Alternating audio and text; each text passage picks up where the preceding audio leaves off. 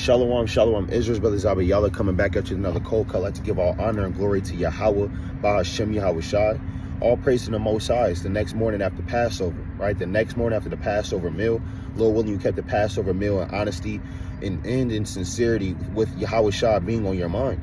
Now, what does that mean, right? It's the morning after the Passover night, right? We know in the book of Exodus, the children of Israel, they journeyed that night, right, into the wilderness. Right, as soon as they were done eating the Passover meal, actually, let me get that. This is the book of Exodus, chapter 12, and verse 51. And it says, and it came to pass the self-same day. It's the self-same day. Immediately after the eating the bitter herbs, the lamb, drinking of the wine, even though that got implemented a little bit later, but still, the eating of the unleavened bread. The self-same day, what? That the Lord did bring the children of Israel out of the land of Egypt by their armies. The Lord brought the children of Israel out of Egypt by their armies. Now, did they go back into Egypt? Although they complained and mourned even in the book of Numbers, right? But still, did they go back? Did they physically go back as a nation? Did they go back to that hard bondage? Did they go back to damn serving the damn Egyptians with rigor, man, along with these other damn nations that they were serving with? No, they didn't do that. They did not do that. In the morning time, they were journeying out of Egypt, man. They had the Egyptians on their back. Actually, let's get this. Let's go to Exodus chapter 14. Let's start at verse 3. For Pharaoh will say of the children of Israel, they are entangled in the land. The wilderness have shut them in, and I will harden Pharaoh's heart, that he shall follow after them, and I will be honored upon Pharaoh and upon all his hosts, that the Egyptians may know that I am the Lord. And they did so. So guess what? We did a lot of cleansing of the spirit, of our spirit of the leaven, getting leaven out of our houses spiritually and physically. You kept the Passover meal, all praise to the Yahweh Shem Yahushua. But after the children of Israel kept the Passover meal, did the Egyptians stop following them? No, we just read that they followed after the children of Israel. Guess what? The Lord hardened their heart. These demons are not going to stop following after you, man. That damn drunkard demon that you put away, that you cleansed out of your spirit, you think he's not going to follow after you? You don't think that demon's going to try to cleave by your ankles with one finger for one last time? To try to knock at that door one last time, man? You don't think these demons are going to try to follow you into the wilderness, man? It's spiritual. You can't go back. Move forward, man. Keep moving forward. Don't go back to what you was just doing, man. Yeah, you kept the Passover meal. So next morning, right, all praise to the Most High. When the sun go down, you're back to being what you were 30 days ago. That's not how this works. You got to move forward. You got to grow. That's what this Passover is about, man. Don't let these your enemies come and claw and beat at your door again, and you let them back inside after the Passover. Because that's what these demons want to do anyway. They want to come back inside. They want to dwell in that house. They want to make it, you cleanse all the leaven out. They're going to bring the leaven all back in, and guess what? They're going to bring 7 more demons with them. Let's go to the book of Matthew, chapter 12. You can't let your enemies come back inside of you. You have to journey forward. You have to continue to move forward, man. It's Matthew chapter 12. And let's start at verse. Let's see what we want. 43. When the unclean spirit is gone out of a man, he walketh through dry places seeking rest and findeth none. And guess what? That's what happened. Right now, that spirit that you let out of your house is walking through a dry place. He's looking for rest. He's looking for a temple to dwell in. He's looking for refuge. But what? Then he saith, I will return into my house from whence I came out. And when he is come, he findeth it empty, swept, and garnished. You can't have that demon come back to your temple empty, swept, and garnished. You know, when you kick that demon out of your temple, you're supposed to replace that temple. You're supposed to replace that demon with the things in the temple, man. Right? You gotta have an altar set up in your temple, man. You gotta have the brazen laver, man. You gotta have the table of showbread in your temple. You gotta have the curtain set up. This is spiritual. You gotta have things in your temple. You can't just have it empty, swept, and garnished. Yeah, you kick that demon out. Yeah, you're trying to move forward, but there's nothing there. You have to replace it with the spirit of Yahweh Shem Yahushua. But let's say that demon comes back, knocking at your door, or the tabernacle of your temple. Then what? And it says, that verse 45, then goeth he and taketh with himself 7 other spirits more wicked than himself, and they enter in and dwell there. And the last state of that man is worse than the first. Even so shall it be also unto the wicked generation. Yeah, don't eat the Passover meal and let that demon come back in. The Lord said, you know what? You're going to be worse off than when you was trying to get that leaven out. You're going to be worse off than when you were 3 months ago, 6 months ago. You're going to be a worse person, a worse man, worse woman. Why? Because you went backwards, man. We always bring out this precept. Let's go to Deuteronomy chapter 28 and verse 68. When we breaking down the precepts, you may have heard this before. Deuteronomy 28:68, and the Lord shall bring thee into Egypt again with ships. And then we always say, what? Did the children of Israel physically go back into Egypt with ships? Did the children of Israel physically go back into Egypt? So this has to be talking about a different Egypt, right? So if the children of Israel never went back into Egypt physically, how much more us? Don't go back into Egypt. Don't go back into bondage under these demons, man. Don't go back into slavery.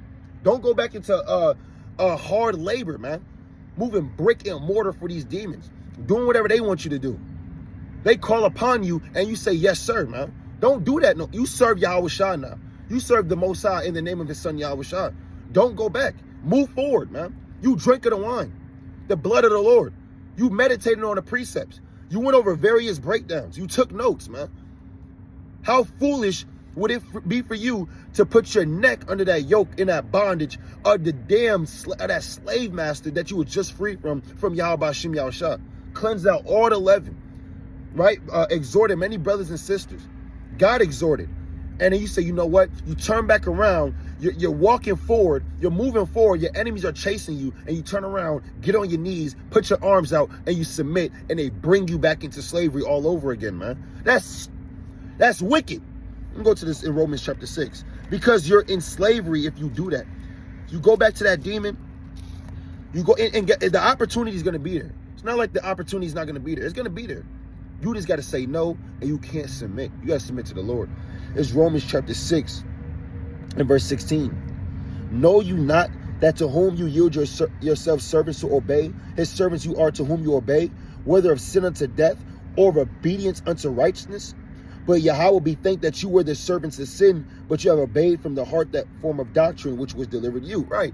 Because guess what? We obey from the heart the doctrine that was delivered us. Don't you know whoever you serve, that's who you're a slave to? Be a servant and a slave and a prisoner to Yahweh B'Hashem Yahweh Shah.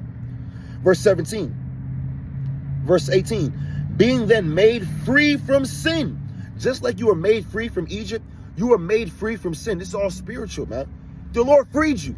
He did all those plagues and all those wonders just so you can go back and serve Pharaoh and his host and his army.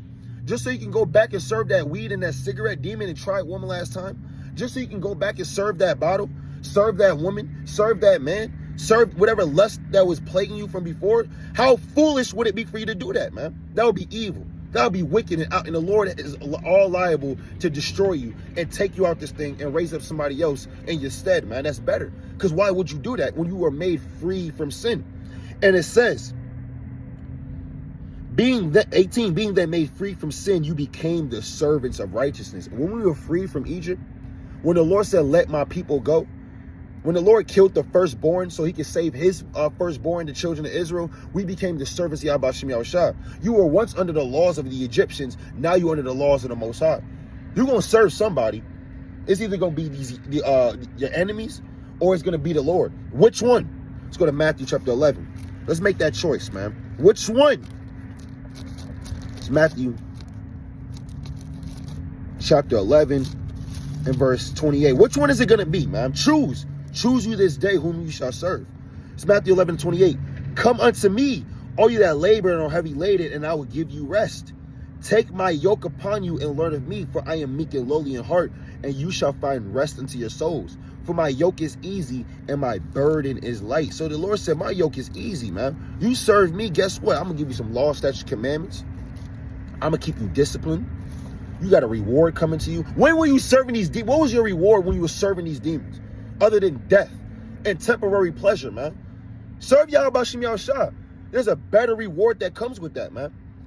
There's you get the kingdom of heaven, right? You will have your own servants, your own slaves. You got a brotherhood, a sisterhood. I mean, look, you kept the Passover, Lord willing, with us. You seen the live lesson, all praise to the Most High. Look how many righteous souls the Lord brought together, man. Look, I mean, you can't count that for naught. This is what happens when you serve the Lord. Brothers and sisters would never have thought that they would be in a room like that serving the Lord, man. I never did, man. No personal thing, hey, personal testimony. Hey, brothers was in a damn dorm room somewhere, man, in the middle of the cold, learning this truth. Now, look, years later, you surrounded by so many souls, man. So, and this is just one testimony. Guess what? Brothers got this thousands of testimonies, man, where brothers was, where sisters was, man. They would never thought they would be here, man. The Lord didn't show you an in-depth vision and breakdown when you first came into this truth of where you would be with all these brothers and sisters. You were walking by faith, not by sight. So guess what? The Lord gave us this, man. We can't go back. Go back to what? The world? Clubbing? Partying? Drugs? Lasciviousness? Uncleanness? Adultery? Why would we ever go back to that? We are made free. The Lord said in John 16:33, these things I have spoken unto you, that in me you might have peace. In the world you shall have tribulation, but be of good cheer. I have overcome the world. And Yahweh Shem Yahshua overcame the world, man. We have a leader that overcame the world. We have a leader that destroyed the firstborn of every damn Egyptian, man. And guess what? The Lord gonna destroy these Egyptians all over again. It's either you're gonna die with them, or you're gonna live with the chosen, man. Which one is it gonna be? Move forward. Don't go back. With that, I'd like to give all honor and glory to Yahweh Shem Yahshua and say Shalom.